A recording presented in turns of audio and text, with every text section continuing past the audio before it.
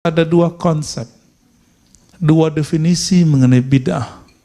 Definisi Abu Bakar dan Umar dan definisi Zaid. Abu Bakar dan Umar radhiyallahu taala anhuma ketika memahami suatu kebaikan, maka itu dianggap bagian dari sunnah meskipun Nabi tidak buat. Namun Zaid ibn Thabit, kalau Nabi tidak buat, tidak lakukan, maka itu adalah bid'ah. Ada dua mazhab. Jadi dari dulu mazhab itu sudah ada. Maka antum yang memaksakan mazhab itu jadi satu, itu mustahil. Yang ada itu mazhab didialogkan, bukan dibenturkan.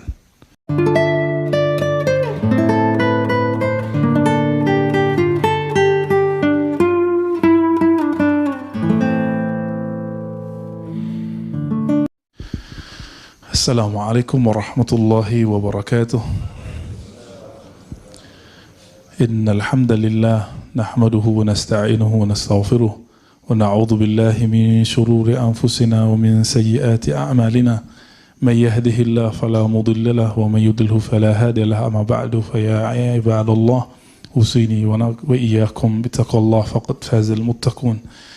Wa naqulu asbahna wa asbahal mulku lillah. أصبحنا على فطرة الإسلام وكلمة الإخلاص وعلى دين نبينا محمد وعلى ملة أبينا إبراهيم حنيفا وما كان من المشركين. لا إله إلا أنت سبحانك إنا كنا من الظالمين. اللهم استر عوراتنا بسترك الجميل وفقهنا يا ربنا كما فقهت سيدنا عبد الله بن عباس في قرآنك وفي سنة نبيك محمد صلى الله عليه وسلم. Sahabat-sahabat yang melakukan Allah, terima kasih kepada pengurus yang telah mengundang saya, khususnya kawan-kawan ngaji di mana ngaji, pengaji di mana.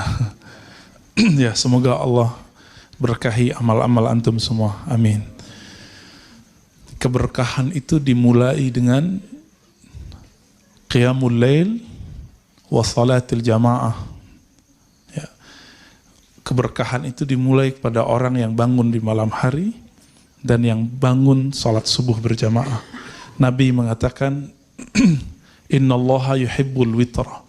Allah mencintai witir. Maka kata Imam Sya'rani, jika ingin tidur malamnya dalam keadaan berkah cinta Allah, maka berwitirlah. Bisa berwitir sebelum tidur, bisa berniat witir sebelum tidur. Maka siapa saja yang berniat witir sebelum tidur, dia tidur dalam cinta kepada Allah. Dan kalau dicinta Allah namanya apa?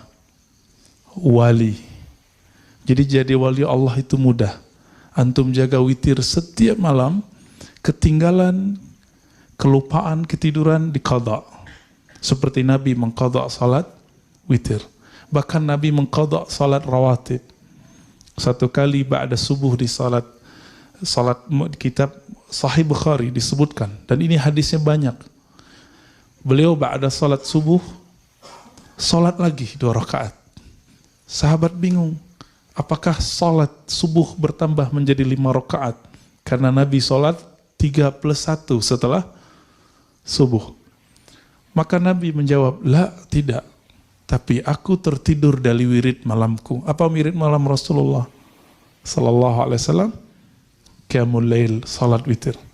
Jadi mau jadi wali Allah, mau jadi kekasih Allah, jaga salat witir. Lalu Nabi mengatakan mengenai salat subuh, al-barakatu li ummati fi bukuriha. Keberkahan bagi umatku fi bukuriha, yang bangun di awal hari. Dan ini adalah awal hari. Maka orang-orang yang hadir pagi ini pasti diberkahi. Ini adalah garansi Rasulullah sallallahu alaihi wasallam. Ini kabar gembira dari Rasulullah SAW. Hadis ini diriwayatkan oleh Imam Tirmizi, murid terbaik Imam Bukhari setelah Imam Muslim. Taib. Kajian kita temanya apa? Kearifan, memahami sunnah dan bid'ah. Kenapa judul ini saya kemukakan di mana-mana? Karena banyak orang tidak arif memahami sunnah dan bid'ah. Sehingga kajian sunnah dan bid'ah tidak lagi membawa keberkahan, tapi membawa perpecahan. Nah, kita tidak mau itu. Kita maunya islah bainan nas, bainal mu'minin. Kita mau islah. Islah itu bukan berarti sama. Islah itu saya memandang orang itu dengan husnuzan. Sehingga saya tidak memandang dia sebagai orang yang berbeda dengan saya. Cuma karena beda hal-hal yang sepele, kemudian tidak membuat dia, oh itu beda, itu syubhat. Itu manhaj yang beda dengan aku. Nggak ada kalimat seperti itu. Suatu kali Zaid ibn Sabit yang sekarang jasanya kita pegang, apa itu? Al-Quran. Dalam hadis Sahih Bukhari dan Muslim, Abu Daud, Tirmizi dan imam-imam yang lain disebutkan bahwa Abu Bakar dan Umar radhiyallahu taala anhuma, ini pembeda ahlu sunnah dengan Syiah, membaca radhiyallahu terhadap sahabat-sahabat agung, yaitu Abu Bakar dan Umar. Mereka ini berdua datang kepada Zaid ibn Sabit. Apa yang mereka katakan? Wahai Zaid, engkau ulama muda, hafiz Quran, sekarang tahukah engkau para hufaz terbunuh lebih dari ratusan orang. Di riwayat itu disebutkan 70, di riwayat lain 700. Wallahu alam mana yang lebih kuat. Apa kata Abu Bakar dan Umar? Seandainya engkau mengumpulkan Quran, tentulah elok, tentulah baik. Apa kata beliau? Hal taf'alani ma lam yaf'al bihi Rasulullah sallallahu alaihi wasallam. Wahai tuan-tuan yang agung, wahai Abu Bakar dan Umar, apakah engkau melakukan apa yang Rasulullah tidak lakukan? Berarti di situ ada dua konsep, dua definisi mengenai bid'ah. Definisi Abu Bakar dan Umar dan definisi Zaid. Abu Bakar dan Umar radhiyallahu taala anhuma ketika memahami suatu kebaikan, maka itu dianggap bagian dari sunnah meskipun Nabi tidak buat. Namun Zaid ibn Sabit, kalau Nabi tidak buat, tidak lakukan, maka itu adalah bid'ah. Ada dua mazhab. Jadi dari dulu mazhab itu sudah ada. Maka antum yang memaksakan mazhab itu jadi satu, itu mustahil. Yang ada itu mazhab didialogkan, bukan dibenturkan. Coba lihat apa yang mereka lakukan. Lalu Abu Bakar dan Umar menjelaskan hujah-hujah mereka kepada Zaid ibn Sabit.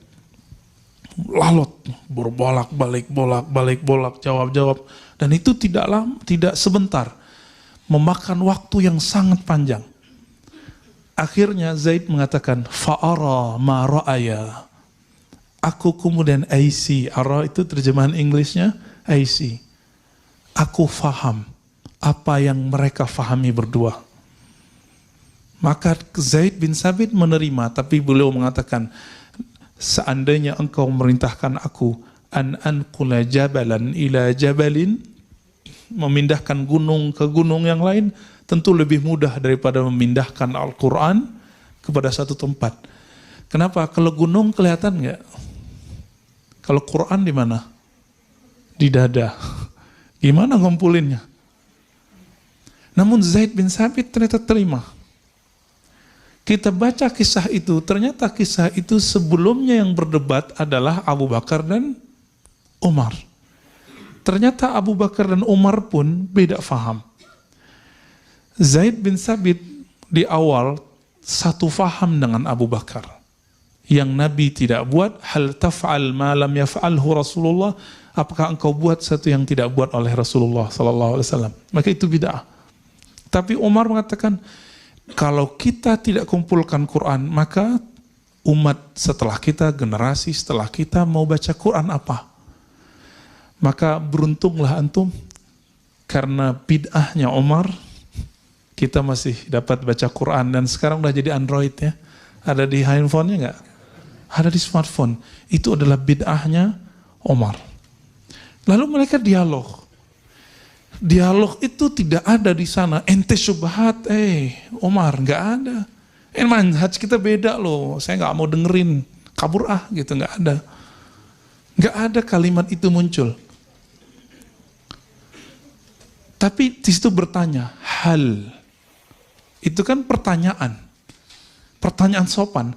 Hal taf'al ma lam yaf'alhu Rasulullah. Hei Umar, apakah engkau buat yang Nabi tidak buat? Sopan nggak tuh? Cuma nanya konfirmasi, maksud kamu apa? Tapi enggak, itu ente bid'ah, nggak bisa, nggak begitu. Ya. Kawan saya khutbah di satu tempat. Cuma sayangnya dia tidak tahu adab di tempat itu nggak boleh angkat tangan. Dia angkat tangan kemana-mana. Berdirilah seseorang, angkat tangan lagi. Ente turun. Di sini khutbah ente nggak benar, nggak beradab ente. Mana yang nggak beradab? Yang negur di bawah atau yang di atas? Jadi yang negur lupa, dia negurnya nggak pakai adab. Seharusnya gimana caranya? Tunggu selesai dulu, dia qadha dulu sholatnya. Kalau memang dia nggak yakin sahih, dia sholat zuhur dulu, habis itu baru dia ajak ngobrol tuh orang. Atau selesai sholat, dia ajak langsung ngobrol, bukan berdebat, tapi berdialog. Jadi teman-teman semua, ini yang kita sebut piknik. Ternyata pemahaman yang sempit itu bisa dipiknikkan. Maka selamatlah antum yang suka piknik. Yang ngajinya bukan kepada satu orang. Amalkan sikap Abu Bakar dan Umar. Adakah yang lebih mulia dari mereka setelah Rasulullah SAW? Gak ada. Nabi mengatakan apa? Iktadu bisyaikhaini. Ya. Hendaklah kamu iktida, mengambil qudwah dengan dua syekh yang hidup min ba'di, setelah hidupku. Ini pesan Rasulullah SAW. Kenapa Nabi nggak sebut Ali? Ali bukan syekh. Syekh itu artinya tua, orang tua. Kalau Ali lain lagi. Ana madinatul ilmi wa aliyun wa abuha. Riwayat Imam Tirmizi. Kalau Utsman lain lagi. Kalau Umar disebut dengan dua model. Disebut dengan muhaddas. Muhaddas bukan ahli hadas. Muhaddas artinya mulham. Orang yang dapat ilham. Maka ketika Umar radhiyallahu taala anhu melihat orang di malam Ramadan, ada yang ruku, ada yang sujud, ada yang berdiri, ada yang lagi tidur-tiduran, ada yang senderan, ada yang baca Quran, beliau mengatakan, seandainya engkau hai Ubay memimpin mereka salat. Dipimpinlah salat berapa rakaat? 20 rakaat. Dan rakaat itu sampai sekarang masih bertahan di Madinatul Munawwarah dan Mekah Al-Mukarramah. Ya, Al-Madinah Al-Munawwarah dan Mekah itu masih 20 rakaat. Cuma di sini pengurusnya kan sayang sama jamaah. Takutnya kalau lebih dari 11 kabur atau pingsan. Taib. Apa kata Umar? Ni'matil bid'atu hazihi. Ketika melihat orang-orang ruku rapi semua, sujud rapi semua, semuanya rapi. Apa kata beliau? Ni'matil bid'atu hazihi, senikmat-nikmat bid'ah itu ini. Anaknya Abdullah bin Umar. Anaknya siapa? Umar. Beliau itu melazimkan, mengkontinyukan salat duha. Nabi tidak pernah mendawamkan salat duha. Lalu ditanya oleh seorang muridnya, apakah engkau buat yang Nabi tidak buat? Nah, kira-kira sama begitu. Apa jawaban beliau? Ni'matil bid'atu hazihi. Senikmat-nikmat bid'ah itu ini. Dan ini semua riwayatnya sahih. Maksud kalimat-kalimat ini apa? Jadi teman-teman semua, ketika kita berbeda faham, maka bertanyalah, bukan menghindar. Maka konfirmasilah, bukan menuduh syubhat. Itu maknanya. Karena inti dari agama kita bukan mengenal sunnah bid'ah, tapi inti dari agama kita adalah al-akhlaq al-karimah, yang disebut dalam hadis husnul khulq. Akhlak yang baik. Orang di zaman Nabi, seorang perempuan, pasti hadis ini sering dibacakan para ustadz, dia sholat malam setiap malam, bahkan hampir tidak tertidur. Tapi sama tetangganya gak baik. Apa kata Rasulullah? Finnar. Itu bukan tetangga sholat loh. tetangga rumah. Menurut antum gimana? Jika ada seseorang tetangga sholat kita nggak nyaman sama kita. Suatu kali Muaz bin Jabal memimpin sholat. Kepanjangan. Di belakangnya banyak orang-orang pekerja kayu, pekerja pengangkat batu. Hadis Sahih Bukhari, Muslim, Abu Daud, Tirmizi, dan hadis ini sangat mengagetkan saya. Kenapa? Nabi SAW ternyata pro-nya bukan sama orang yang keluar dari sholat.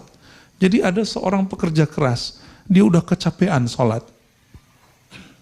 Dia pengennya Muaz itu baca li'ila fi Quraisy atau alam nashrah aja deh gitu. Kenapa? Kakinya udah gemeteran. Ya.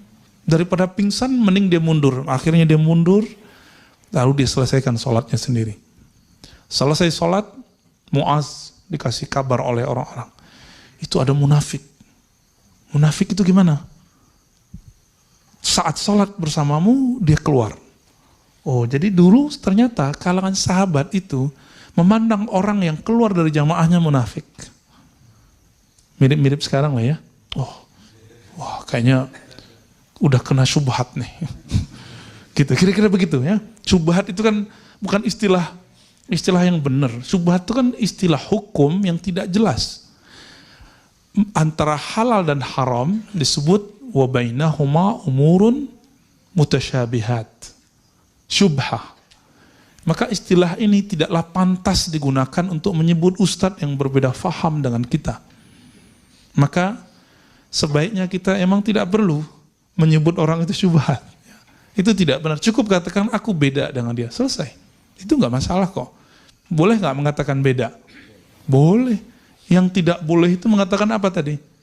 Syubhat. Karena itu ada cacian di situ. Sibabul muslim fisk. Ciri-ciri dai-dai fasik itu suka menghujat. Nauzubillah min zalik. Itu hadis Sahih Bukhari Muslim. Sibabul muslim fisk. Di riwayat kedua fusuq.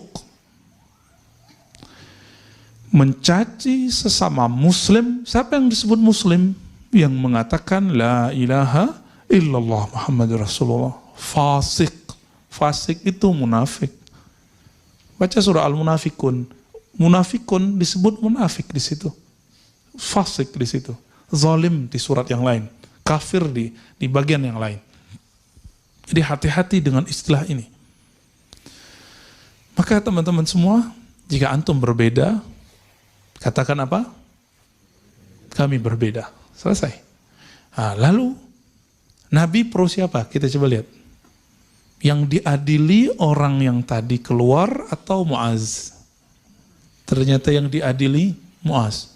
Jadi Rasulullah itu di pusat kota Madinah, itu bukan hanya tempat ibadah, tapi itu juga tempat untuk mengontrol dai-dai, imam-imam sekitar Madinah.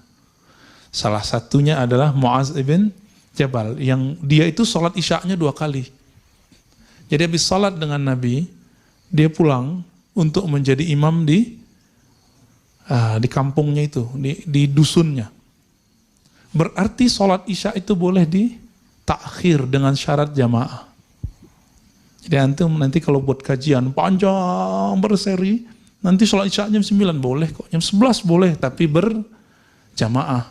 Mau sholat isya kabur, itu baru bid'ah. Ya. Meeting, oh penting Ustaz, penting Ustaz. Ini lebih penting dari jamaah. Oke. Pas udah lewat 15 menit, orang selesai sholat jamaah, meetingnya selesai, terus dia nggak mau sholat jamaah. Itu baru meeting nggak diberkahi. Tapi bolehkah meeting di saat orang sholat jamaah? Boleh. Dengan syarat nanti antum buat gelombang kedua. Jadi selamat yang bekerja, antum punya ilmu baru pagi ini. Boleh mentakhir salat jamaah. Tapi mentakhir salat sendiri, itu baru nggak benar ya. Walaupun itu boleh secara hukum fikih, tapi dia makruh secara ittiba'us sunnah, mengikuti sunnah Rasulullah SAW. Diadili Muaz. Muaz dipanggil. Jadi yang dipanggil itu bukan jamaahnya, ustadznya. Kenapa? Jamaah berkurang 1. Antum bayangin jika jamaahnya berkurang 2 shaf. Itu berapa kali Nabi ngomong. Apa kata Nabi? Afattanu anta ya Mu'az. Gitu Nabi nunjuk langsung. Tapi Nabi nunjuk tuh begini. Gak begini ya. Nabi nunjuk tuh begini. Afattanu anta ya Mu'az. Mu'az bergetar, Pak. Takut gak bisa jawab apa-apa. Ya Rasulullah, awal-awalnya masih jawab. Itu munafik, masa kita lagi sholat, dia kemudian keluar. Jawaban Nabi, afattanu anta ya Mu'az. Diulang itu. Di riwayat Imam Nasai disebutkan versi lain. Afatinun anta ya Mu'az. Kalau fatin, bukan fatin itu ya, yang ahli seni suara itu. Pakai ta. Kalau fatin itu pakai to kayaknya. Kalau fatin, lalu ada mubalaghahnya. Berlebihan artinya. Fattan. Kamu telah berlebihan dalam membuat fitnah. Fitnah dalam bahasa Arab buat kacau. Cuma satu jamaah nyusut. Disebut pembuat fitnah. Antum bisa bayangkan. Jamaah kita kurang berapa. Jadi kalau ada antum yang walk out karena saya ngaji, itu saya pembuat fitnah. Atau antumnya yang sahibu fitnah. Ya. Jadi jika ada kalimat ini menyinggung salah satu antum saja, maka saya sudah buat fitnah dan saya minta ampun kepada Allah jika itu terjadi. Namanya lisan, apalagi tanya jawab. Kalau tanya jawab, kadang-kadang kita lupa. Kita tugasnya sebagai da'i, beda dengan mu'allim. Da'i itu memberi kabar gembira, juga memberi kabar yang menakutkan. Tapi kalau mu'allim itu boleh kasih judge. Jadi kalau sistem kajian antum di sini sudah kajian ta'lim, itu si ustadz boleh buka yang tidak boleh dibuka saat dakwah. Boleh memberi sanksi yang tidak boleh diberi sanksi saat dakwah. Itu bisa bedain. Boleh tahzir yang perlu ditahzir tapi tidak boleh disampaikan dalam dakwah. Itu. Nah, orang-orang tidak bisa membedakan itu, tapi udah jadi dai duluan. Sehingga dia mentahzir di saat dakwah. Padahal dakwah itu basyiru. Kan kalimatnya begitu di Sahih Bukhari. Basyiru. Beri kabar gembiralah. Kalimat berikutnya apa? Yassiru. Ya. Yassiru, apa arti yassiru? Mudahkan. Bukan gampang-gampangkan. Bukan, tapi beri kemudahan. Jadi teman-teman semua, saya minta ampun kepada Allah jika ada kalimat saya menyakiti orang-orang, menyakiti jamaah, membuat orang-orang kemudian berkurang. Tapi jika kalimat itu benar, pahit, saya mungkin berniat itu untuk ta'lim. Ya, biasanya kajian-kajian yang pakai kitab, saya menganggapnya itu ta'lim. Ya. Baik. Jadi sahabat Nabi berbeda faham mengenai apa itu sunnah dan bid'ah. Tapi mereka arif. Mereka kemudian dialog. Nah, dialog ini yang mahal. Maka jangan buat majelis debat. Buatlah majelis tukar pikiran. Konfirmasi aja. Konfirmasi. Jangan buat majelis bentak-bentak. Buat majelis konfirmasi. Nanyain baik-baik. Seperti Zaid bertanya kepada Abu Bakar dan Umar. Ini baru zaman sahabat. Sekarang kita masuk ke zaman tabi'in. Tabi'in, ya. Saya dapat kabar, dapat WA mengenai satu amalan yang dianggap menyembah guru. Dianggap menyembah guru. Yaitu cium tangan. Kalau orang Bandung udah biasa cium tangan sama guru ya. Apa kata si ustadz? Itu sampai kepada saya dan tunjukin videonya. Takbilu liat nisfus sujud. Mencium tangan separuh sujud. Ini bahaya nggak kalimat ini? Bahaya ya. Karena sujud di situ artinya nyembah toh. Ya. Berarti saya separuh nyembah guru kalau cium tangan guru. Ini bahaya. Kita coba cek ulama-ulama tabi'in. Bahkan di sahabat sudah ada ya. Lebih dari cium tangan. Antum coba lihat. Suatu kali seorang tabi'in datang kepada Anas ibn Malik. Anas itu 10 tahun khidmah untuk Nabi SAW tidak digaji. Adakah hari ini khadim, asisten rumah tangga, pembantu yang mau bekerja tanpa digaji? Gak ada. Ya. Ummu Sulaim, ibundanya Anas ibn Malik radhiyallahu taala anhuma, itu mengirim Anas untuk mengabdi kepada Rasulullah dan mengatakan, wahai Rasulullah, kami tidak minta gaji, tapi minta doa. Tapi minta doanya nanti di akhir, setelah Anas mengabdi. Anas mengabdi 10 tahun, selesai mengabdi ketika sudah dewasa, jadi umur 10 tahun dia mulai ngabdi. 11 tahun kurang dikit, Ummu Sulaim datang kepada Nabi dan mengatakan, ya Rasulullah, ud'u lahu, tolong doakan siapa? Anas ibn Malik. Maka Anas bin Malik didoakan. Doanya melebihi gaji seumur hidup. Gaji 7 turunan, Pak. Apa doanya? Allahumma akthir malahu wa auladahu wa adkhilhul jannah. Riwayatnya macam-macam, kita ambil satu riwayat itu. Ya Allah, banyakkan hartanya, anaknya, dan masukkan surga. Banyak harta, itu lebih dari gaji, Pak. Maka Anas salah satu sahabat terkaya di zamannya. Jadi kaya itu nggak bid'ah. Antum kaya itu nggak bid'ah, itu sunnah. Itu doa Nabi Sallallahu Alaihi Wasallam. Tapi jangan gaya hidupnya gaya orang kaya. Gitu. Karena kalau gaya hidupnya gaya-gaya orang kaya, apa kata Ibrahim Al-Qassar? Siapa yang sok kaya, iftaqarah, maka dia dikutuk menjadi bermental miskin. Nanti keluar lagi model baru handphone, nyesek Pak. Mobil, apalagi mobil Jepang. Ya. Tiap tahun itu keluar bisa 2 kali. 2 kali modelnya. Yang Black Expander kemarin udah nyesek lagi. Yang beri kemarin Pajero Sport udah nyesek lagi. Ada lagi yang baru. Nyesek, kenapa? Gaya lifestyle-nya gaya orang kaya. Jadi apa kata Nabi? Allahumma ahyini miskinan. Ya Allah, jadikan lifestyleku seperti orang miskin. Orang miskin tuh dapat dikit senang, dapat banyak bersyukur. Udah begitu belum? Nabi kaya apa miskin? Sepakat? Yang bilang Nabi miskin gak kenal Rasulullah SAW. Perlu belajar sirah Nabinya lebih banyak. Ditambah SKS-nya 20 kali lagi. Menafkahi seorang istri itu perlu ma'isyah enggak?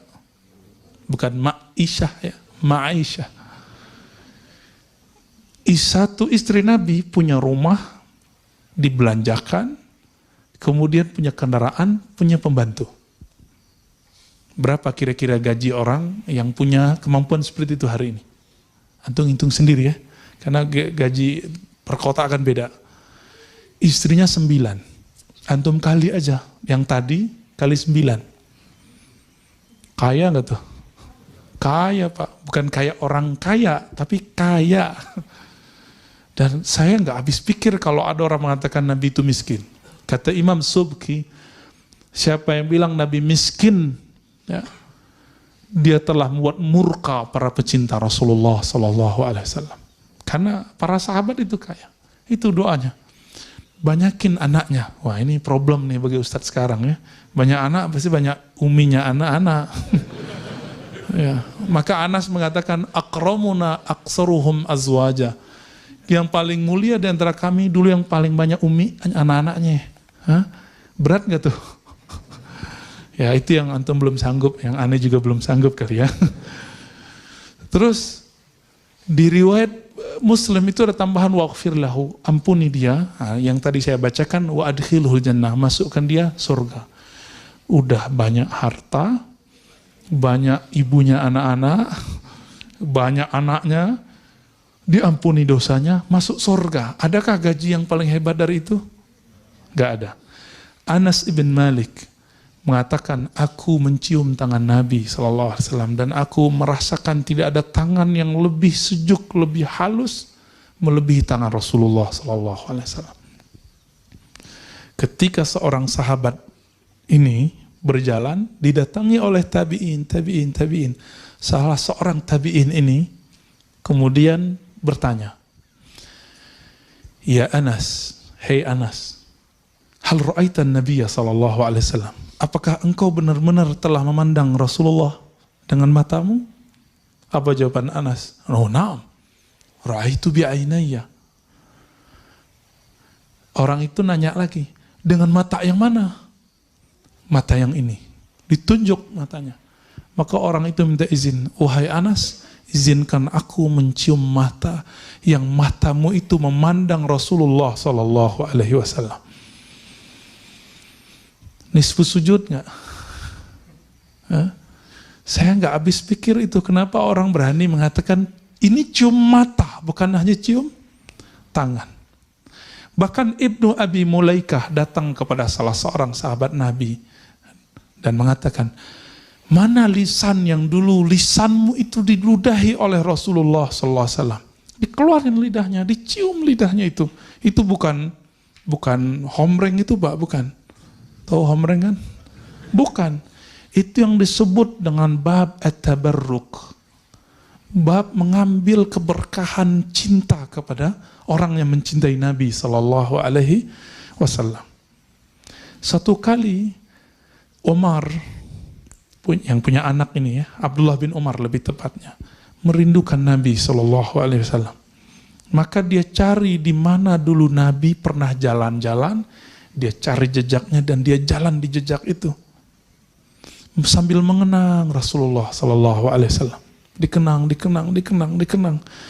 Dan dia teringat di pohon yang ini Rasulullah dulu pernah duduk, tapi pohonnya sudah dipangkas, tinggal cuma ya bekas-bekasnya. Nabi dulu pernah berteduh di situ. Dia berteduh di situ, pohonnya sudah nggak ada. Di situ dia mengenang Nabi sallallahu alaihi wasallam. Itulah maulid yang dibuat oleh Abdullah bin Umar.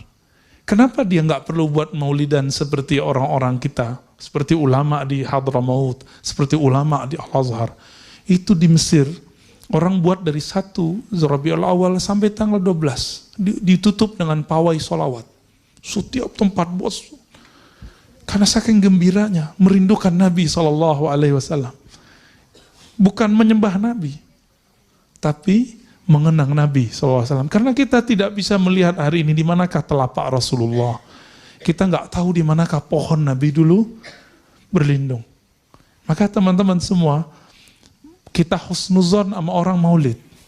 Mungkin dia ingin mengenang cinta para sahabat kepada Rasulullah SAW. Kalau kita nggak maulid, kita ganti namanya kajian sirah Nabi. Ya. Maka saya setiap pagi saya kajian sirah Nabi, saya maulidan tiap hari. Nggak perlu nunggu 12 Rabiul Awal. Tapi kalau ada orang mau 12 Rabiul Awal, nggak apa-apa. Siapa yang mengatakan nggak apa-apa? Itu imam syekh yang dulu dinukil oleh guru antum, guru kita semua, guru anak-anak muda di Indonesia, Ustadz Adi Hidayat. Yang karena nukil imam ini, beliau ditahzir oleh banyak orang. Siapa nama orang yang disebut oleh beliau? Sayyid Muhammad Ahlawi Al-Maliki. Gelar Sayyid bagi orang yang tidak faham dikira menyembah guru. Disebut Taghut Makkah. Jadi salah seorang yang mentahzir Ustadz Adi dulu mengatakan, masa Taghut Makkah diikut-ikuti, kira-kira begitu. Apa kata Sayyid Muhammad? Orang Makkah. Beliau, ayahnya, kakeknya, kakek dari kakeknya itu adalah pengajar Masjidil Haram sebelum Masjidil Haram dikuasai oleh orang-orang yang hari ini menguasai Mekah. Apa kata beliau? Jika engkau mengenang nabinya hanya sanggup sekali setahun, maka menurutku itu wajib. Kalau Abdullah bin Umar, Anas bin Malik setiap hari dia mengenang Rasulullah Sallallahu Alaihi Wasallam, maka nggak perlu maulidan. Ya, saya ditanya, Tat, bukannya maulid duluan yang buat Syiah? Saya jawab canda aja, Syibeh kali. Ya, di Syiah ada, betul di zaman Fatimiyah. Tapi di kalangan Muslim itu Sultan Muzaffar, lalu dibangkitkan lagi oleh Sultan Panglima terhebat yang kita puji setiap saat, Salahuddin Ayyubi. Jadi dua orang ini, kita nggak ikut maulidnya Syiah, kita ikut maulidnya Ahlus Sunnah. Maka jika disebut bid'ah, teman-teman, mari coba kita bandingkan bid'ah menurut para sahabat, para ulama dengan bid'ah menurut para pendakwah hari ini. Itu jauh berbeda. Satu kali Syekh Al-Islam Ibn Taimiyah, yang saya juga punya kritik terhadap akidah beliau, tapi saya tidak membenci beliau. Saya mencintainya, seperti Syekh Yusuf An-Nabahani mengatakan, aku mencintainya, namun aku mengkritiknya. Karena kritik itu boleh-boleh aja, yang nggak boleh mencaci. Antum kritik kita itu boleh, tapi mencaci itu tidak boleh. Syekh Ibn Taimiyah rahimahullah punya kitab judulnya Iqtida' Siratal Mustaqim. Apa kata beliau? Al-bid'atu adalah, bid'ah itu adalah kullu ma lam yadulla alaihi dalilun syar'i. Bid'ah secara ilmu hukum Islam bukan yang Nabi tidak buat. Tapi bid'ah adalah yang tidak ada dalil syaraknya. Pertanyaannya, yang udah pernah ngaji di pesantren atau di sini ada ustadz ngaji usul fikih, yang disebut dalil syariat ada berapa? Yang disepakati ada 4. Quran, sunnah, ijma', qiyas. Yang diperdebatkan oleh imam-imam mazhab ada lebih dari 10. Ada namanya maslahat. Apalagi? Istihsan, uruf, qaulus sahabi. Banyak sekali. Syar'u man qablana. Terus. Semuanya masuk di situ. Jadi ketika orang-orang mengatakan, oh nggak ada di Quran, kita lihat di sunnah. Nggak ada di sunnah, kita lihat di ijma'. Nggak ada di ijma', kita lihat di qiyas. Jika tidak ada di 4 ini, maka siap-siap terjadi ikhtilaf di antara ulama. Tolong bedakan, ikhtilaf ulama bukanlah bid'ah. Kalau ulama yang ikhtilaf, belum bid'ah. Tapi kalau tidak ada ulama yang beramalkan, baru bid'ah. Jadi kalau masih ada nih perdebatan, ini mengatakan boleh, ini mengatakan tidak boleh, maka dia tidak bid'ah. Ini paling gampang. Kalau antum belum sampai level ustadz, mampu baca kitab, udah gampangnya gimana? Jika masih ada ulama yang mengatakan ini baik, ini tidak baik, maka yang baik adalah sunnah. Berarti sunnah bukanlah sesuatu yang Nabi buat saja. Tapi sunnah itu setiap amal yang Nabi SAW buat ataupun tidak buat, tapi ada dalilnya. Nabi pernah nggak ngaji hari Ahad pagi begini? Yang hari Ahad kajian itu agama apa? Tasyabuh nggak? Tasyabuh nggak? Enggak lah, ya. Kenapa? Materinya beda, walaupun sama-sama hari Ahad. Yang liburan hari Sabtu siapa? Yahudi. Antum liburan nggak hari Sabtu? Jauh-jauh amat, nunggu 1 tahun ya. Akhir tahun, awal tahun untuk mengatakan tasyabuh. Kita tasyabuh kerja tiap, iya, walaupun perkara dunia. Ngajinya kan sekarang ada kajian Sabtu, kajian Minggu. Mana orang mau buat kajian Jumat? Paling yang bapak-bapak ini ada apa Pak? Khutbah Jumat. Jadi ibu-ibu, mbak-mbak, akhwat-akhwat jangan bangga dulu. Kami ngaji 3 kali setiap minggu, setiap pekan. Sebulan berarti 12 kali. Tunggu dulu, bapak-bapak dapat khutbah Jumat setiap Jumat. Benar nggak? Ya lebih canggih gitu. Ya, tapi dimulai dengan ngorok dulu ya. Innal hamdalillah. Ya. Bangunnya nanti pas antara 2 khutbah, Pak. Ya. Makanya kalah sama ibu-ibu di belakang ya. Taib, ini level Ibn Taimiyah, wafat tahun 728 Hijriah. Oleh karena itu, ini sebagai contoh.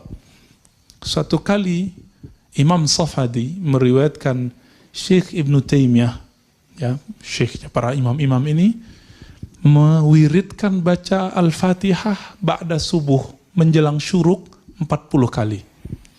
Nabi pernah buat nggak? Hah? Nggak ya? Serius? Nggak tahu atau emang nggak ada? Emang nggak ada kok. Lalu ditanya oleh seorang muridnya, wahai Tuan, kenapa Anda baca Fatihah 40 kali? Nggak dituduh, syubhat ente. Nggak ditanya, kok dikonfirmasi. Ini yang kita sebut dialog tadi. Apa jawaban beliau? Aku membaca Fatihah 40 kali untuk wirid supaya Allah fatah. Allah buka kepadaku pemahaman satu ayat yang malam tadi mentok. Jadi malam tadi beliau baca ayat selevel imam, mentok nggak paham-paham. Kalau antum mentoknya tiap malam. Satu ayat mentok, terus dibaca Fatihah biar kebuka. Benar. Di ayat ke-40 kebuka. Saya jarang sekali menikmati baca surah Yasin, karena jarang ikut Yasinan. Ya. Mungkin antum lebih hafal Yasin daripada aneh. Ketika pergi ziarah ke Uzbek, kampung Imam Bukhari, kampung Imam Ahlus Sunnah, Abu Mansur Al-Maturidi. Di situ pimpinan rombongan bilang, ayo baca Yasin yuk. Saya mikir, wah Yasinan nih. Tapi karena saya nggak mau debat, saya ikut aja ya. Kan ingat satu hadis, walaupun hadisnya dhaif menurut beberapa syekh, tapi disalihkan, dianggap baik oleh Imam Abu Daud. Iqra Yasin ala mautakum. Bacakan Yasin untuk orang yang wafat. Maka saya ikut husnuzon dengan baca ayat, dengan baca hadis itu. Kita mulai baca Yasin.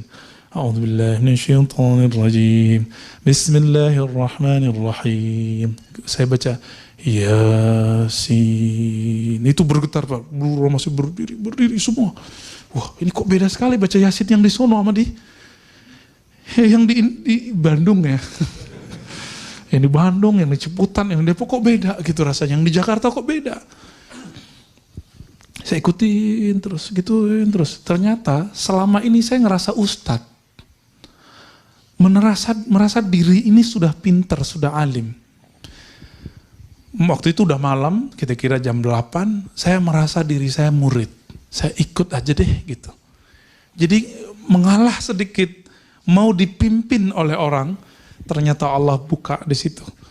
Baca satu huruf di surah Yasin itu, satu huruf itu saya tahu maknanya. Ada maknanya. Satu kalimat itu indah sampai akhir. Pengen lagi baca Quran di sana. Yang merindukan lagi baca Quran di sana. Saya nyesel kok saya baca Yasin doang.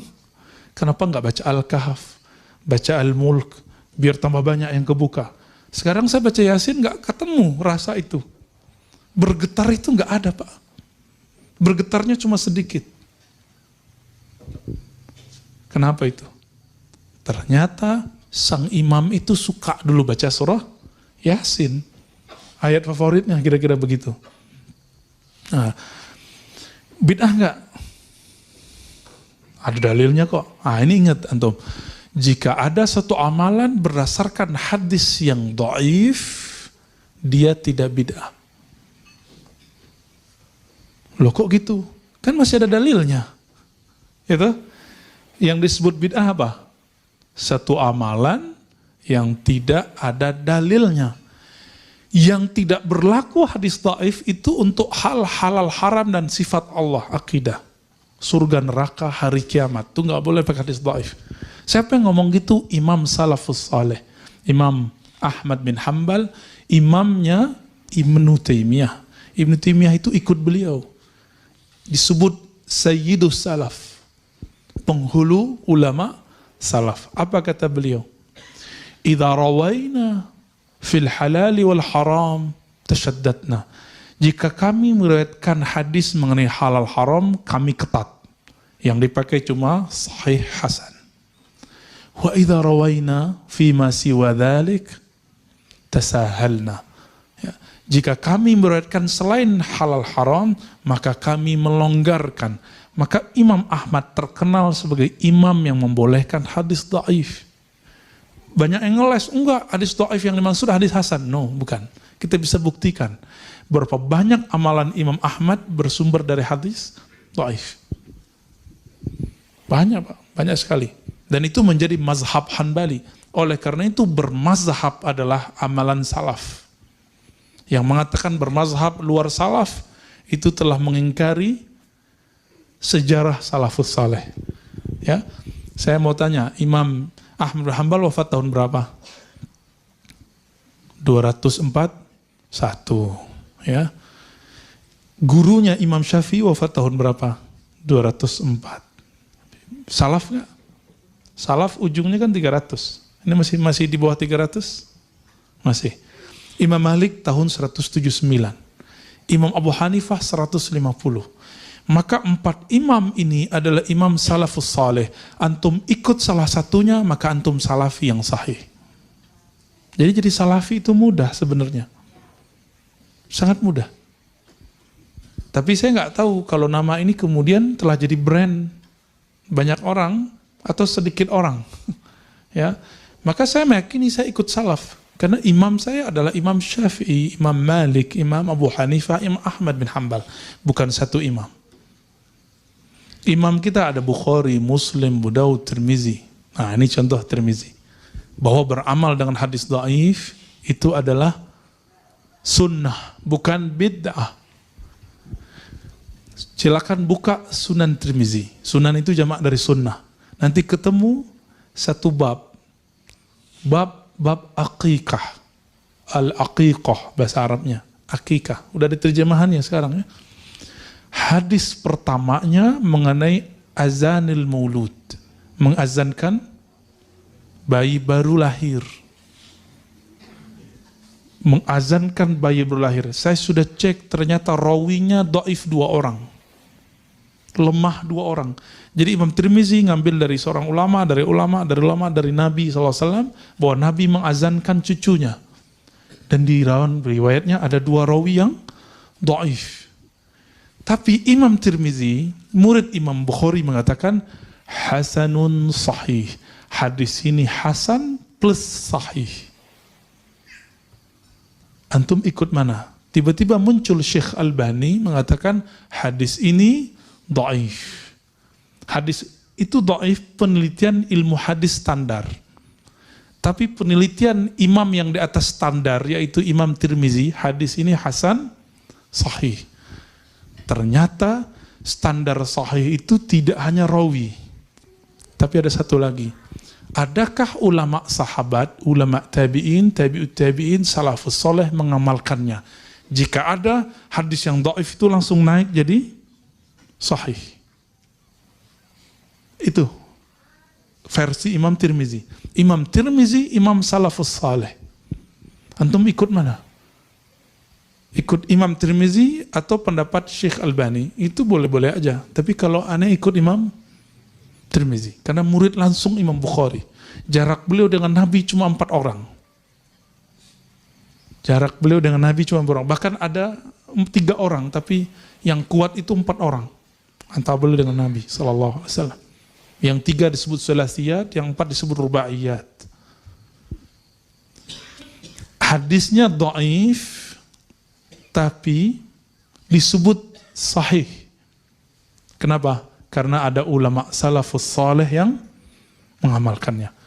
Jadi sebenarnya jika kita mau membuka pikiran kita dengan baik, membaca kitab-kitab ulama salafus saleh dengan tenang satu-satu, dikhatamkan satu-satu. Nah ini tradisi salaf. Maka di sini katanya saya kaget malam tadi dikabarin oleh beliau nih ya, Ustaz kita udah khatam di sini 4-6 imam. Loh, aku khatamnya 4 tahun kok. Di sini kok khatam cuma beberapa pertemuan. Ternyata baru sejarah imamnya. Semoga nanti ini masjid menjadi corong ahlus sunnah. Di sini ada kajian Sahih Bukhari, Sahih Muslim, Sunan Abu Daud, Sunan Nasai. Kalau perlu buat pesantren dekat-dekat sini, pesantren hadis. Pesantren hadis. Atau dibuat daurah kajian hadis. Kan banyak ahli hadis di sekitar Bandung. Bandung kan dekat kampus. Kampus UIN. UIN ya. UIN. Sebenarnya UI yang negeri. UIN itu mirip dengan Al-Azhar. Di situ ada orang yang lurus, di situ ada orang yang bengkok-bengkok, di situ ada ahlus sunnah, di situ ada ahlul bid'ah. Di situ ada orang yang manhajnya sahih, di situ ada orang yang tidak sahih. Ada yang liberal, ada yang tidak liberal. Namun yang dominan adalah ahlus sunnah. Maka cara orang untuk menjauhkan umat dari ulama, jauhkan umat dari UIN. Cara orang untuk menjauhkan umat dari ulama, jauhkan umat dari pesantren.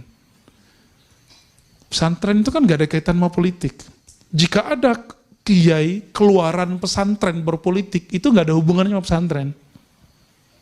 Ya, jadi jangan pernah sudutkan pesantren karena lulusan pesantren itu berpolitik. Sepakat? Jika ada lulusan UIN liberal, itu bukan UIN yang liberal, dianya yang liberal. Karena kalau standarnya pakai oknum, maka Al-Azhar liberal dong. Kenapa? Banyak tamatan Azhar juga liberal. Ummul Qura itu di mana? Di Mekah. Banyak yang liberal. Ya, bahkan antum nggak suka. Ya. Pimpinan ormas lagi. Ya kan? Ummul Qura Mekah. Hei, jangan sebut Pak. Ya, semangat amat Pak. Jangan sebut-sebut ya. Jadi tidak ada standarnya itu oknum. Oke? Jadi nggak mesti tamatan ini berarti liberal, enggak. Jadi buku pemurtadan UIN IAIN adalah fitnah. Afattanu anta ya muallif. Ente telah buat fitnah, telah buat kacau. Sekarang kalau sebut UIN apa? Wih, liberal gitu ya. Murtad. Murtad enak amat ya. Ini tanda nggak ngaji akidah Ahlussunnah dengan benar. Murtad itu berat loh ya. Konsekuensinya berat. Yang gampang memurtadkan itu cuma satu kelompok dalam sejarah Islam. Namanya Khawarij. Jangankan beda faham begitu, beda coblosan aja murtad nama dia. Ya, tuh pewarisnya tuh. Kita nggak mau, kita beda. Lagi-lagi kita kata tadi, kita berbeda tapi iman kita sama. Ya, jadi ciri-ciri Khawarij apa? Beda satu, udah. Maka terjadi di situ perperangan, pertarungan, hujat-hujatan. Nauzubillah min dzalik. Maka jika antum dihujat, syubhat, nggak usah khawatir.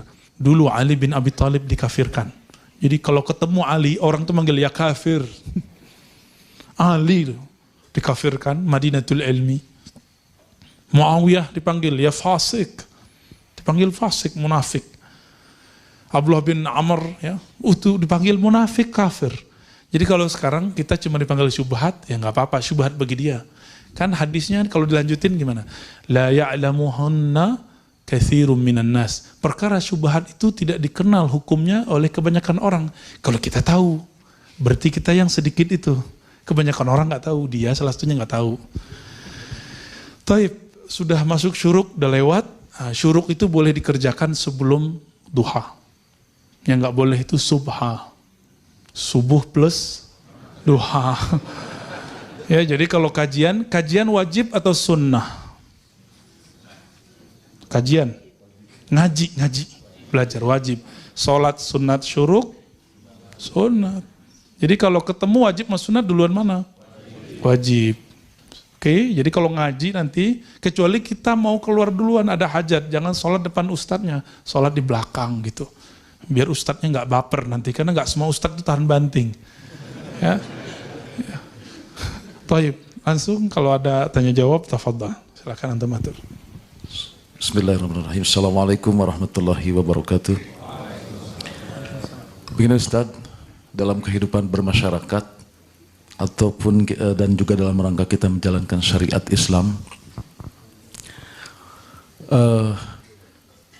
ketika kita bermasyarakat ada praktik-praktik ibadah yang berbeda dengan yang kita yakini.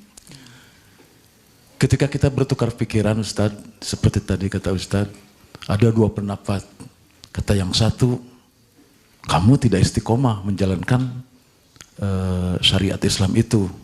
Tetapi ada yang satu lagi mengatakan, ini harus masuk ke dalam fikih lingkungan. Kita harus mengikuti, kalau kita bermasyarakat, harus mengikuti fikih lingkungan, artinya biasakanlah ikut dengan kebiasaan yang ada di masyarakat. Satu contoh Pak Ustadz, mohon maaf langsung kepada praktiknya. Ketika kita ada misalnya, ada tahlilan yang biasa di masyarakat, karena kita fikih lingkungan, kita masuk, kita ikut mengikuti di sana. Misal contoh yang lain, misalnya kita tidak berkunut, tetapi ketika kita masjid karena ingin di masjid ada kunut, nah misalnya seperti itu. Kalau jadi makmum barangkali cukup mengaminkan atau tidak mengangkat, tapi kalau kita misalnya menjadi imam, ada satu dilematis, apakah kita harus kunut atau tidak. Nah bagaimana menyikapi itu? Apakah kita termasuk kepada hal yang tadi? Apakah kita tidak istiqomah dengan apa yang kita pelajari, dan satu lagi, apakah ada di dalam usul fikih atau yang namanya fikih lingkungan? Demikian Ustadz, terima kasih. Assalamualaikum warahmatullahi wabarakatuh. Assalamualaikum. Mungkin maksudnya adalah fikih sosial, bukan fikih lingkungan. Ya, fikih lingkungan itu telah ditulis oleh guru dari guru-gurunya kita. Saya nggak ketemu beliau, tapi hanya mengamati beliau di YouTube dan TV-TV. Syekh Yusuf Al-Qaradawi. Syekh Yusuf Al-Qaradawi, selain bab politik, saya suka beliau. Bab politik kita punya perbedaan gitu. Dan bahkan Syekh Wahbah Zuhaili yang ditulis itu, yang terjemahannya sudah ada, yang disebut salah satu gurunya Ustadz Wah, ya, Ustadz Adi, itu mengatakan kalau ada mujtahid, imam mujtahid hari ini, maka Yusuf Al-Qaradawi lah. Sebelum terjadi konflik politik di Timur Tengah yang parah ini, ya. Beliau nulis buku Fiqhul Bi'ah, fikih ekologi lingkungan. Itu beda dengan fikih sosial. Mungkin maksud Bapak adalah fikih sosial, al-fiqh al-ijtima'i. Kalau dalam usul fikih disebut dan uruf. Uruf itu sesuatu yang telah diketahui dilakukan berulang-ulang kali, atau disebut dengan adat. Adat itu bahasa Arab dari ada ya'udu, adatan, yang berulang, berulang. Uruf diketahui dari kata satu kata dengan ta'aruf, arafa, ya. Arafa. Berarti diketahui bahwa itu baik, itu disebut dengan uruf. Maka yang mungkin pas disebut fiqhul urf, fikih uruf atau fikih sosial. Gimana tanggapan kita? Kalau kita ketemu yang berbeda di tempat dia, maka yang diketemukan, yang dikemukakan di situ bukan siapa kita, tapi adalah akhlak dia. Suatu kali Imam Syafi'i berziarah ke kuburan Imam Abu Hanifah. Karena waktu Imam Abu Hanifah wafat 150, Imam Syafi'i baru lahir. Karena nggak ketemu, beliau cuma ketemu dengan muridnya Abu Yusuf Muhammad bin Hasan Syaibani. Maka beliau ziarah, lalu sholat di masjid dekat situ. Ketika sholat subuh, muridnya nanya, "Wahai Tuan Guru, kenapa engkau tidak berkunut? Kunut subuh." Jawaban Imam Syafi'i apa? "Aku menghormati yang dikubur di situ. Udah meninggal Pak, masih dihormati." Sekarang kita cuma karena beda masalah yasinan, kita udah nggak hormat loh ke orang. Menurut Imam Syafi'i, hadis kunut yang sahih itu subuh. Menurut Abu Hanifah yang sahih itu witir. Salat witir pakai kunut itu yang sahih menurut Imam Abu Hanifah. Itu pun sebelum ruku. Dua orang ini sepakat untuk tidak sepakat, tapi tidak pernah menghujat dan tidak pernah mengatakan yang dikubur itu syubhat. Nggak ada. Bid'ah itu kan sesuatu yang tidak ada dalilnya, bukan sesuatu yang dalilnya lemah. Oleh salah seorang ustadz mengatakan tidak boleh ikut kunut. Kenapa? Itu bid'ah, hadis dhaif. Nah, itu logikanya nggak nyambung, logika hukumnya keputus di tengah jalan. Keputus. Kalau begitu, seandainya dia mikir nggak, seandainya dia hidup di zaman Imam Syafi'i, berani nggak bilang, Imam, ente syubhat. Syafi'i, ente pelaku bid'ah. Hadis dhaif kok.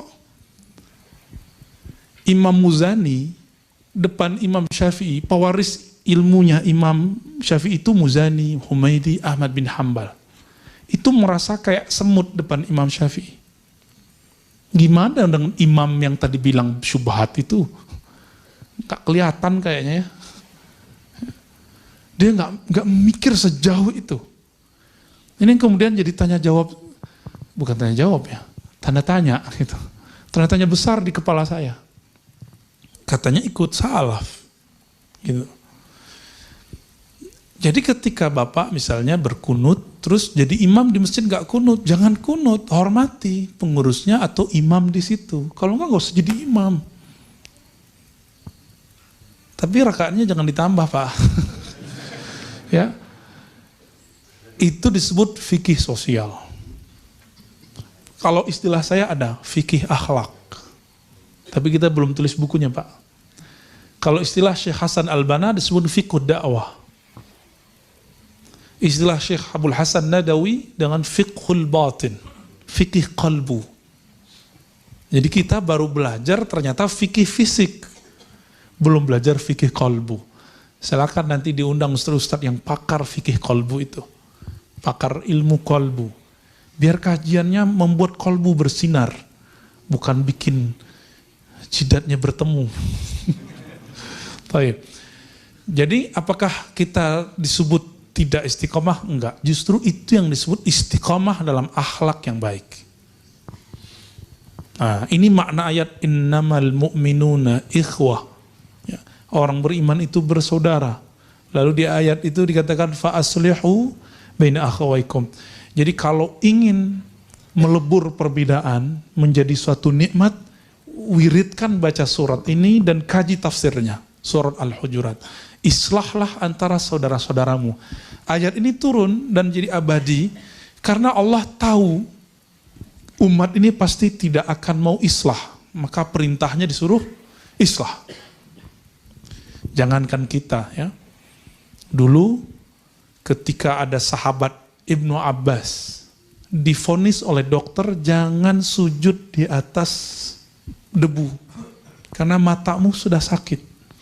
Kata Ibnu Abbas radhiyallahu taala anhuma, la af'al ma lam yaf'alun Nabi. Saya enggak mau buat yang Nabi enggak buat. Enggak pantas masa seorang Ibnu Abbas sujud di atas sajadah sedangkan Nabi tidak pernah sujud di atas sajadah. Jadi antum ini ahli bid'ah semua ini. Hijau lagi. Ya ini kayaknya tebel nih ya. Beda dengan yang di rumah kita tuh tipis ya. Udah gitu udah lecek lagi ya. Udah bekas lututnya itu udah gak tanggung-tanggung. Di bagian hidungnya itu udah bau komedo. Beda ya. Hei ahli bid'ah. Baik.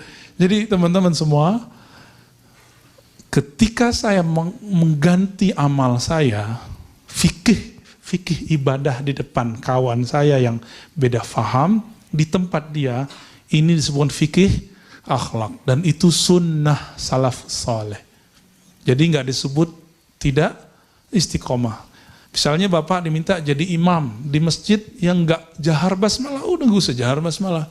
Masjidnya nggak biasa zikir-zikir ba'da sholat dengan jahar, ya udah nggak usah jahar. Gitu, sederhana nggak? Sederhana sekali.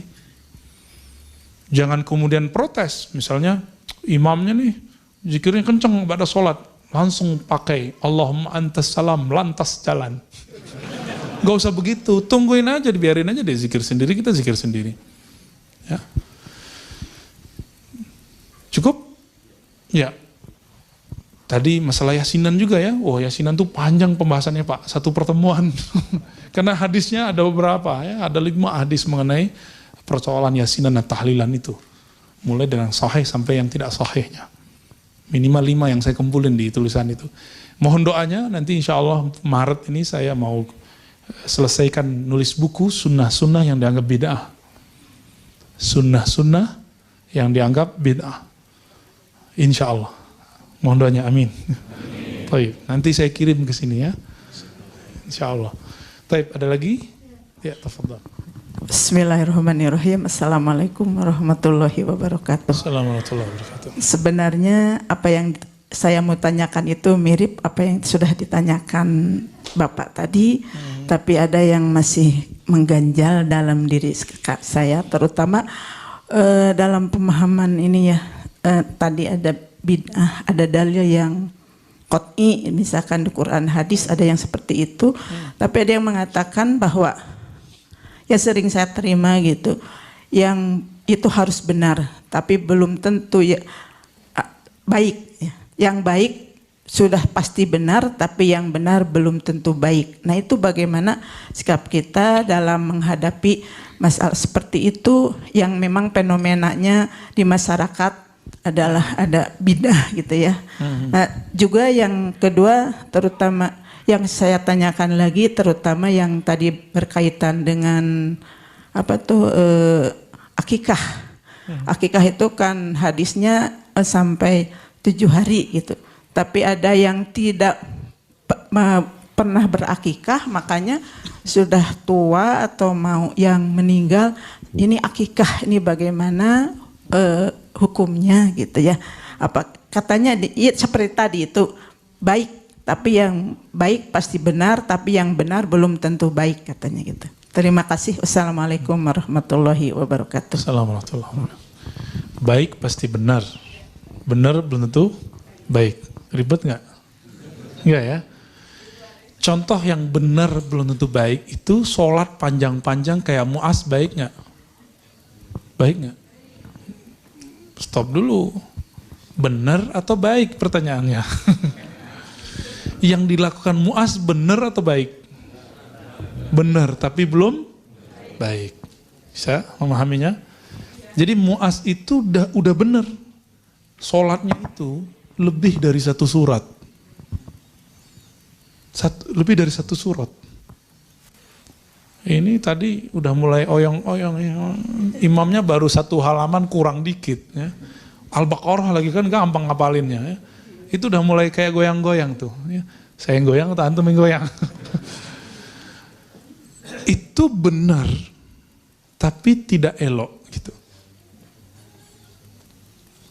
Nah, contoh lainnya apa?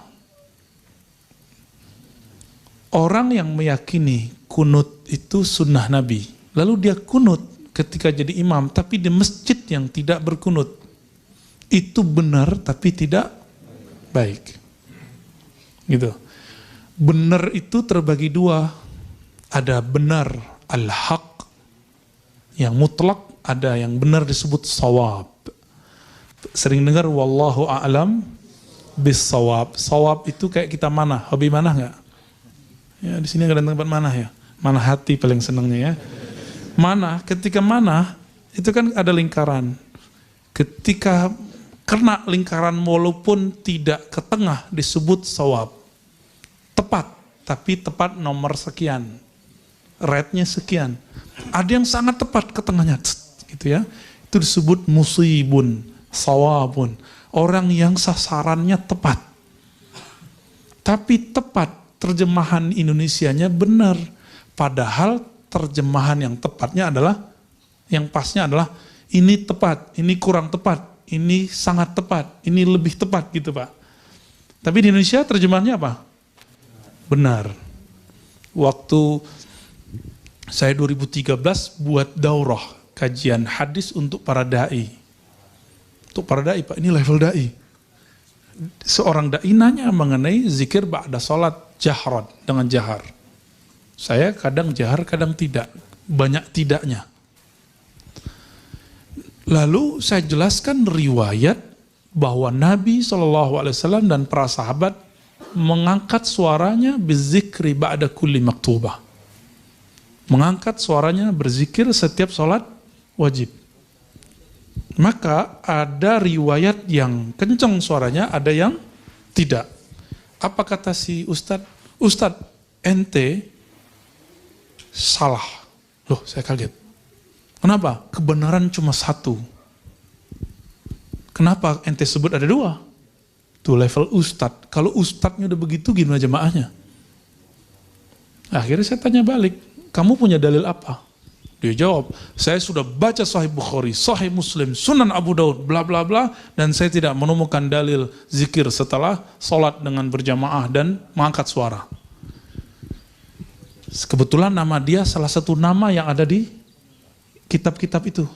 Saya sebut namanya, Hei Fulan. Wallahi demi Allah, betul ente sudah baca Sahih Bukhari? Saya khatam 4 tahun, ente berapa tahun? Betul ente sudah baca Sahih Muslim? Betul ente sudah baca Sunan Abu Daud? Jangan-jangan megang aja belum? Baru baca Arba'in, sama Riyadhus Shalihin, atau Fadilah Amal. Udah berani bilang, gak ada.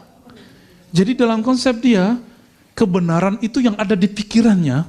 Kalau gak ada di pikirannya berarti gak ada. Oh, ternyata inilah nasib para da'i hari ini. Inilah mauqif manhaj beberapa ulama-ulama muda, bahkan sudah tua hari ini. Kalau nggak tahu, dibilang nggak ada. Saya kemudian tanya, ente sudah baca kitab ini, Sahih Bukhari? Baca Sahih Muslim? Kita sebutin riwayat Ibnu Abbas, Abu Sa'id Al-Khudri, Abu Hurairah. Pusing dia ya.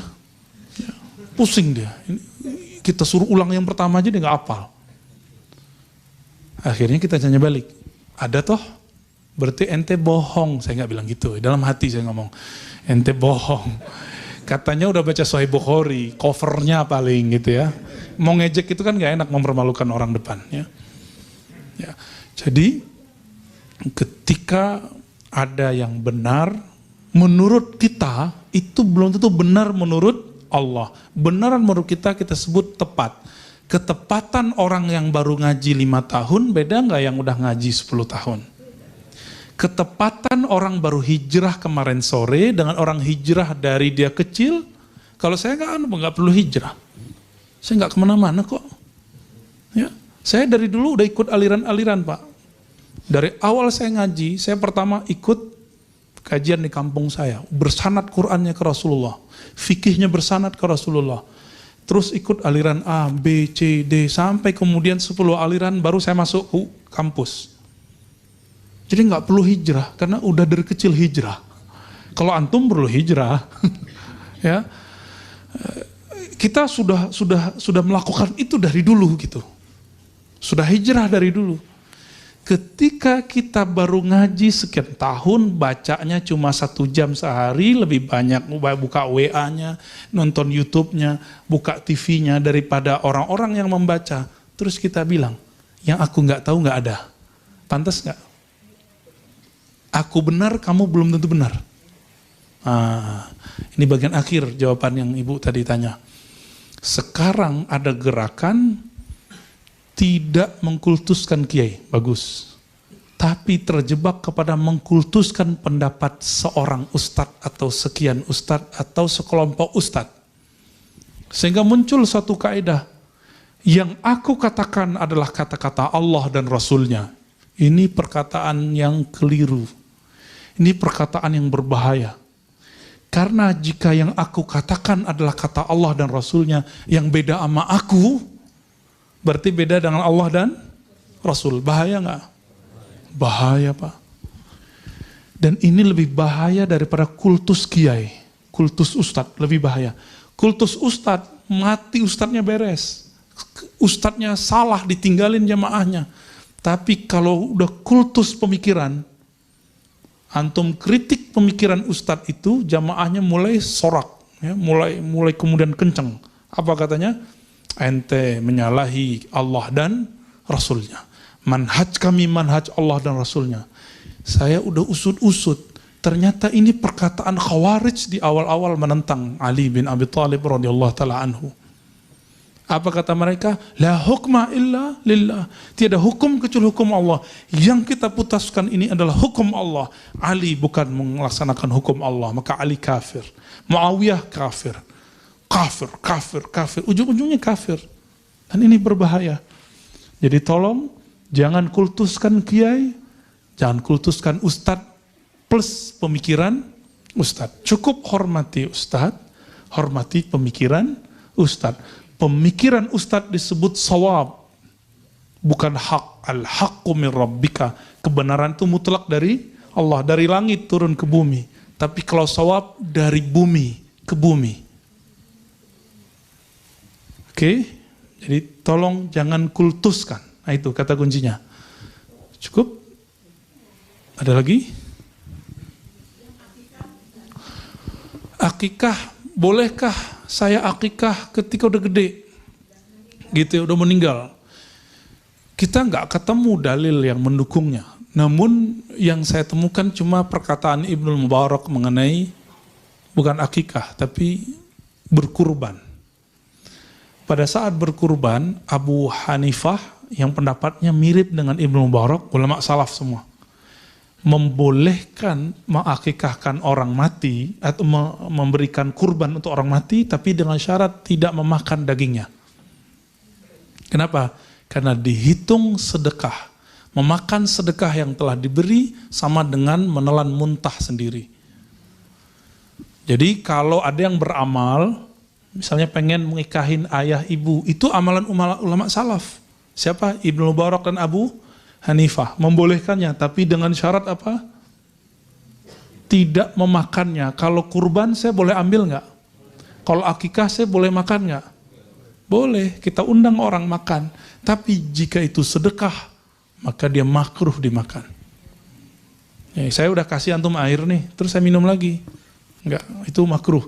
Jadi kalau naktir orang, saya bilang, yang aku berikan ke kamu itu taktiran, sedekah, tapi yang aku makan bukan gitu. Kalau enggak nanti kita makan, ya. Atau kita mau makanan, ayo makan apa namanya, jangan bilang, ini hadiah buat kalian, terus kita makan. Kita sudah makan, air ludah sendiri. Kalau kita punya ketajaman kolbu, kita bisa lihat tuh, orang itu jorok. Cuma antum kan nggak lihat. Alhamdulillah nggak lihat. Coba kalau antum lihat, pusing ya. Seperti Imam Malik itu pusing. Dan Imam Abu Hanifah itu pusing melihat ada orang yang berwudu, itu melihat semua dosanya luntur. Cuma sanggup selama 7 harian, terus minta, ya Rob, tolong cabut pandangan batinku ini.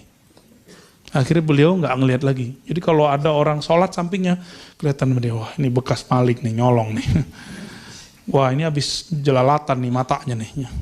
Yang satu lagi habis ngultus-ngultusin kiai ini. Yang satu lagi habis subhat-subhatin ustadz nih. Kelihatan sama imam ini, dia cabut. Makanya imam tersebut dulu mengatakan tidak sah berwudu dengan air musta'mal. Sekarang bilang boleh. Tapi Imam Syafi'i bilang nggak boleh. Nanti tanya ustadz-ustadz yang ahli fikih ya. Ustadz ahli fikih Jakarta diundang belum? Kayak Ustadz Sarwat. Udah ya. Nah, itu paling alim sebenarnya bilang fikih. Kalau antum fokus ngomong fikihnya. Jangan ngomong masa lalunya. Kalau ngomong masa lalunya kenceng ya. Taib. Jadi boleh akikah di luar tanggal 7 disebut qadha us-sunnah atau mengqadha amalan-amalan sunnah Nabi. Ya, seperti Nabi pernah mengqadha salatnya. Namun Imam Syafi'i tidak pernah mengqadha akikahnya. Imam Syafi'i nggak pernah diakikah loh. Oleh karena itu, saya waktu kecil kata bapak saya, kamu belum pernah diakikah loh. Ya udah nggak apa-apa, aku lebihin di anakku.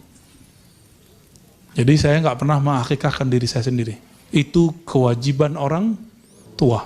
Jadi kalau udah gede, apa timing yang pas? Kalau datang hari kurban, kita kurban. Kalau punya anak, ya kita akikahin anak. Lebihin gitu. Niatin dalam hati, ya Allah dulu aku tidak diakikahkan orang tuaku, sekarang aku lebihkan. Jadi kalau kambingnya seharusnya 2, jadi 4 gitu. Kuat ya, tajir ya. Semoga kita kuat, amin. Cukup ya. Ada lagi? Oh, taib. Bismillahirrahmanirrahim. Assalamualaikum warahmatullahi wabarakatuh. Assalamualaikum warahmatullahi wabarakatuh. Ustaz, mohon penjelasannya tentang hadis sholatlah kamu seperti melihat aku sholat. Allah. Ya. Di fenomena sekarang kan sholat kita berbeda-beda Ustaz. Dari gerakan saja sudah beda. Iya. Mohon penjelasannya yang menurut Nabi melihat. Menurut Nabi itu apanya yang harus kita ikuti? Sekian Ustaz. Imam Syafi'i, Imam Nawawi, khususnya Imam Nawawi mengatakan sholat menurut Nabi nggak mungkin. Mustahil. Nabi itu khusyuk. Nabi kalau takbir hilang dunia dan akhirat. Yang ada cuma Allah. Allahu Akbar. Kalau antum takbir kan tuh bentak ustad. Karena waktu kampanye beda nolnya. Yang pernah begitu tobat. Ya. Tobat serius. Kenapa? Ali bin Abi Thalib jika takbir itu hilang sakit-sakit yang ada di punggungnya. Jadi Ali bin Abi Thalib itu pernah di Sahih Bukhari punggungnya kena panah. Ketika takbir itu dicabut, hilang, rasa sakitnya nggak ada. Abu Bakar radhiyallahu taala anhu ketika takbir hilang suaranya, nggak kenceng. Kalau antum kan tambah kenceng, Allahu Akbar. Saya aja takut dengernya ya. Apalagi yang beda nol sama antum. Bisa jantungan, copot jantungnya itu. Dalam Sahih Bukhari, tidak diriwayatkan di Sahih Muslim, dalam bagian salat, Imam Bukhari meriwayatkan Nabi bersabda, Sallu kama ra'aitumuni usalli. Ini coba lihat kalimatnya pelan-pelan. Salatlah kamu seperti kamu melihat aku salat. Nabi nggak ngomong gini, Sallu ka salati. Salatlah kamu menurut aku salat, berdasarkan aku salat. Enggak mungkin Pak. Nabi kalau sholat, surga neraka langsung depannya. Coba antum kalau ngeliat neraka, kabur. Ngeliat surga nggak mau balik. Nabi Idrisnya nggak mau balik, ya kan? Ada yang lebih kuat imannya dari Nabi Idris? Nggak ada. Itu rahasianya, kenapa Allah belum perlihatkan surga saat kita sholat. Padahal Nabi mengatakan, ketika aku berdiri di tempat ini, aku memandang surga. Maka aku maju selangkah ingin memetik buahnya, tiba-tiba berubah menjadi neraka. Aku mundur satu langkah. Itu. Lain lagi di hadis salat kusuf. Mereka kan kusuf ya. Coba tanya imamnya, pasti nggak mengalami itu. Coba kalau mengalami itu mendadak gila Pak. Apa kata Nabi? Uridat alayya a'malu ummati. Di saat Nabi salat kusuf. Kusuf, dulu namanya sama kusuf dan khusuf. Ahli fikih yang membedakannya bulan dengan matahari. Aku melihat semua amal umatku. Maka antum duduk sekarang Nabi telah lihat dulu. Semoga itu tanda syafaat Rasulullah ada pada kita. Amin. Uridat alayya a'malu ummati. Ini penjelasan Sayyid Muhammad Alawi Al-Maliki. Tadi yang dikutip oleh Uwah. Ya. Semua amal umatku telah diperlihatkan kepadaku. Maka saksikan ya Allah, wahai Rasulullah, bahwa kami mencintai Nabi-Mu Nabi Muhammad sallallahu alaihi wasallam. Ketika Nabi sholat, selesai sholat beliau cerita ketika khutbah. Ketika aku berdiri, aku melihat amal umatku. Coba, kalau kita melihat amal-amal semua orang, bisa gila kita Pak. Pusing ya. Nggak kuat, saya bisa baca isi hati antum aja itu udah bahaya. Nanti kegeeran kalau merasa senang. Kesel kalau dalam hatinya bilang, wah ustadznya sotoy. Ya, saya bilang, wah ini bahaya nih. Maka syukur kepada Allah kita nggak bisa baca isi hati orang. Nabi mengatakan, aku melihatmu dari depan dan belakang itu sama. Makanya sahabat Nabi, walaupun di belakang Nabi itu takut gerak itu betul-betul diatur benar-benar lembut. Nabi emang punya mata di belakang? Enggak. Itulah disebut mukjizat Rasulullah SAW atau oleh Imam Suyuti disebut dengan al-khasais, kekhususan Nabi SAW. Jadi jangan pernah bermimpi sholat seperti Nabi sholat, nggak mungkin. Seperti Abu Bakar aja antum nggak sanggup. Seperti Ali aja antum nggak sanggup. Cucunya Ali, namanya Ali Zainal Abidin, itu yusolli. Seperti dikatakan oleh Imam Zahabi. Imam Zahabi ini murid Ibnu Taimiyah, Imam Ahlus Sunnah. Yusolli kulla yawm alfa raka'ah. Setiap hari sholat 1000 rakaat. Saking kecanduannya sholat. Kita canduannya apa? YouTubean. Semuanya wajah-wajah YouTube nih ya. Ya matanya udah mulai kena soalnya ya. Pada yang senyum-senyum berarti kena. Yang diem berarti wah Ustadz sotoy itu. Nabi katakan apa? Inilah kewajiban berguru. Jadi hadis ini adalah perintah berguru. Salatlah kamu seperti kamu melihat aku salat. Lihat Nabi salat nggak? Maka kita cari orang yang ketemu Nabi. Ketemu sahabat Nabi nggak? Nggak ketemu? Serius? Yang ketemu mimpi Nabi aja susah ya. Orang mimpi ketemu Nabi juga antum nggak percaya. Ya. Antum nggak percayaan orangnya. Karena beda politik tadi. Ya, kalau saya percaya, meskipun saya beda politik sama dia, saya beda coblosan sama dia.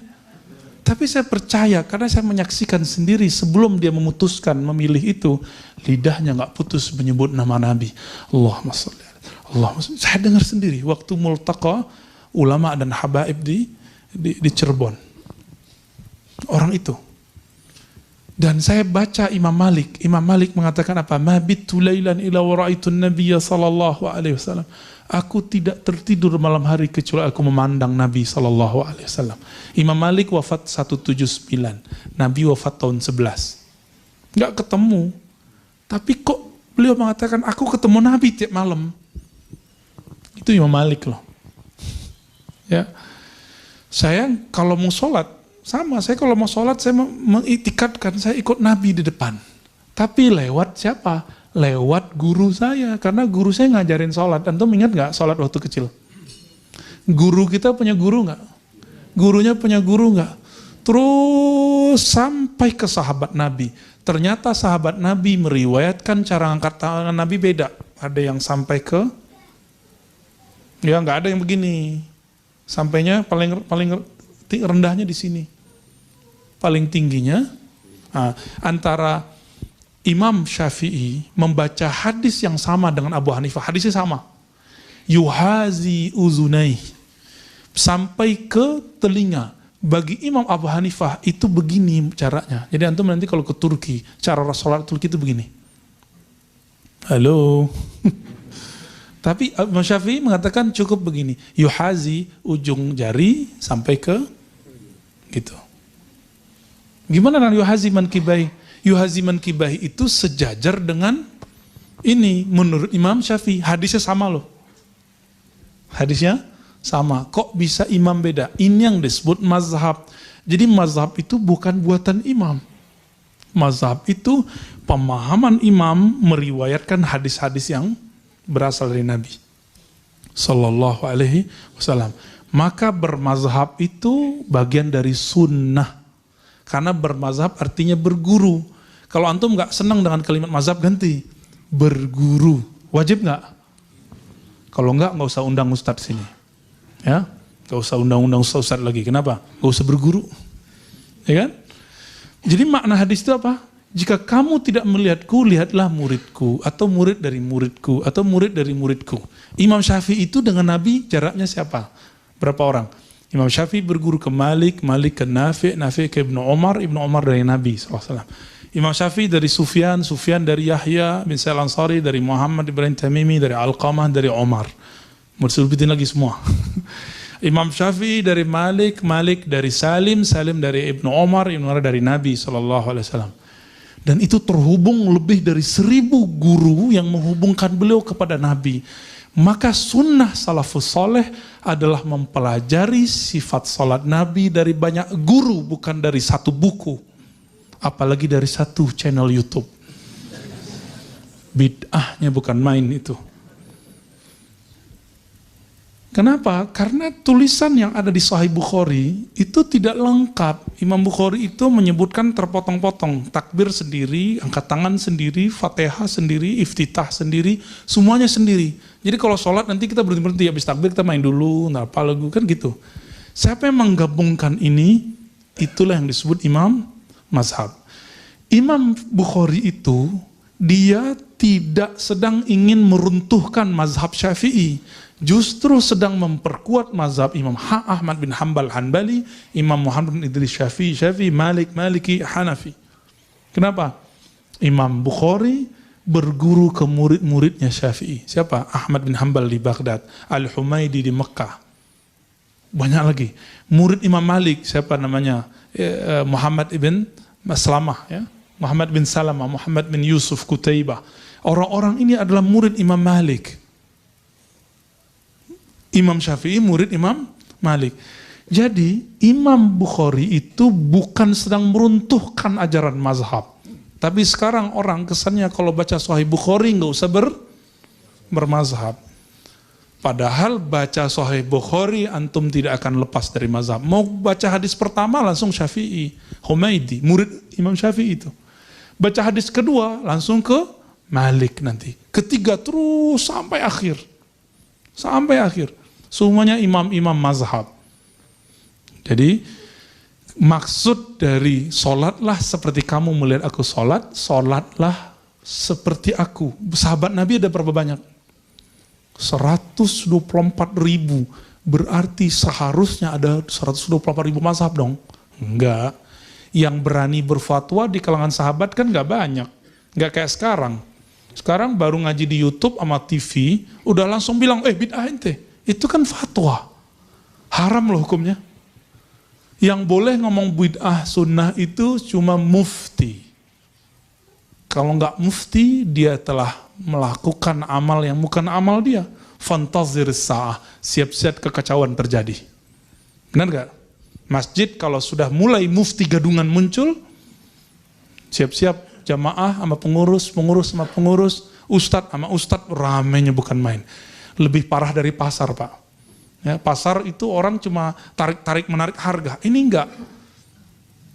Tarik menarik pengajian sama imam, sama muazin. Ya. Allahu Akbar.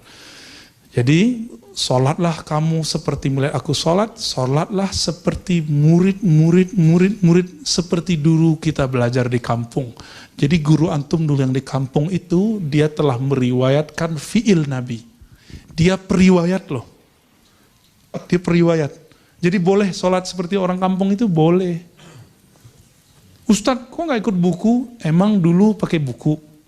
Imam Syafi'i ngomong gini, al-ilmu haddasana. Ilmunya ulama salafus saleh itu adalah berguru. Aku dulu melihat guruku begini, aku dulu mengenal guruku begini. Jadi silakan pulang kampung lagi. Ke apa?